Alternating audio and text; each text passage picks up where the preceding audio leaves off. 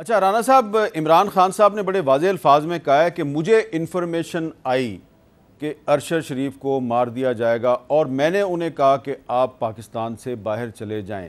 یہ بڑی اہم بات کی ہے عمران خان صاحب نے، تو کوئی اس قسم کی انفارمیشن فیڈرل گورنمنٹ کے نالج میں تھی؟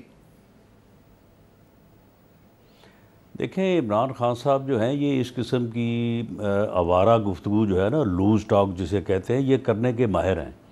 ان کے جو منہ میں آئے، جو ان کے جو ہے وہ کوئی ایک کان میں کہہ دے تو یہ اسی طرح سے جو ہے نا یہ بات کو آگے جو ہے وہ کرنا شروع کر دیتے ہیں اور اتنا جھوٹ بولتے ہیں۔ اب یہ انہوں نے جو سواتی صاحب والی بات کی ہے، یہ بات بھی غلط ہے۔ اس سے پہلے شہباز گل کے بارے میں جو انہوں نے جنسی تشدد کا جو ہے وہ ڈرامہ رچایا تھا، وہ بھی غلط تھا۔ پھر اس کے بعد الیکٹرک شاک پہ چلے گئے۔ اب یہ ارشد شریف صاحب کے بارے میں جو بات کر رہے ہیں، اگر ان کے پاس کوئی انفارمیشن تھی تو انہوں نے اس وقت جو ہے وہ کیوں جو ہے وہ اس کو آن ایئر کیوں نہیں کیا؟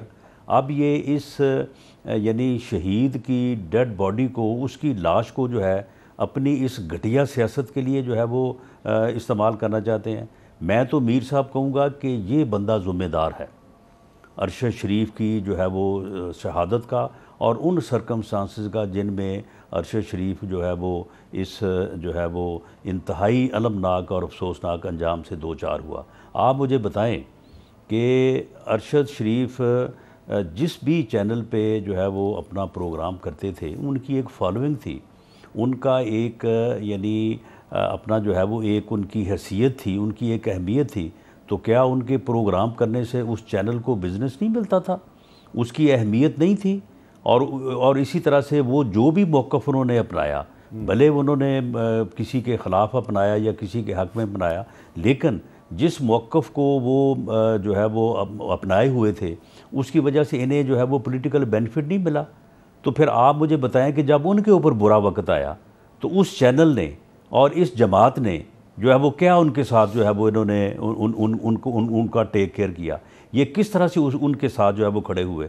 وہ بندہ جو ہے وہ دبئی میں جو ہے وہ اسے وہاں پہ اگر سٹے نہیں وہ کر سکا تو کیا یہ اس کی مدد نہیں کر سکتے تھے؟